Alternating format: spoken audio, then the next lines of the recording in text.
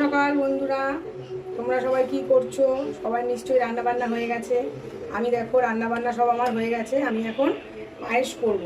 তার জন্য আমি এই যে দুধ বসিয়ে নিয়েছি। দেখো দুধটা ফুটে ফুটে এসছে, দুধটা এখন ফুটবে।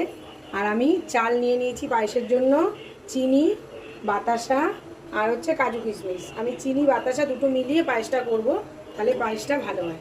তোমরা সবাই কেমন আছো? খুব গরম পড়ছে, সবাই খুব সাবধানে থাকবে, প্রচণ্ড গরম। দেখো দুধ ফুটছে, দেখতে থাকো, দুধটা ফুটুক, আবার চাল দেবো। দেখো দুধ ফুটে গেছে ভালো মতো, এবার আমি চাল দিয়ে দেবো। অনেকে পায়েসের চাল ধুয়ে দেয়, আমিও ধুয়ে দিই, আবার না ধুয়েও দিই। না ধুয়ে দিলে পায়েসের সেন্টটা খুব ভালো হয়। আর গোবিন্দভোগ চাল এটা ভালো কোয়ালিটি। গোবিন্দভোগ চাল দু রকমের হয়, এটা একদম পুরো ফ্রেশ, এই জন্য এটাকে ধুতে লাগে না। এই চালটা দিয়ে দিলাম। এবার চালটা দিয়ে এখন শুধু নাড়বো, যতক্ষণ না চালটা সেদ্ধ হবে। এবার এই চালটা ফুটবে, নাড়বো। তোমরা সাথে থাকো, দেখতে থাকো।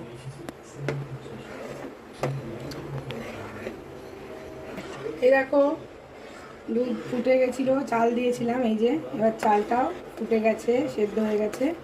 এবার আমি এক এক করে সব জিনিস, প্রথমে বাতাসাটা দেবো। এই যে বাতাসাটা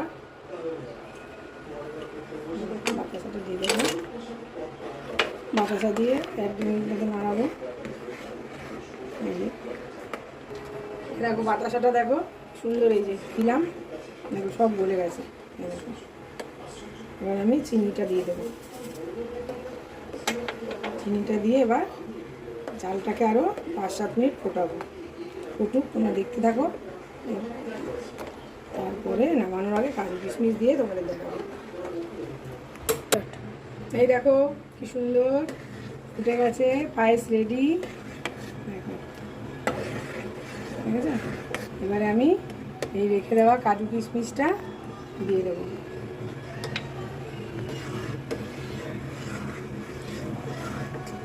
দেখো আজকে এই পায়েসটা আমি বেশি বানালাম আমার বকুদের জন্য।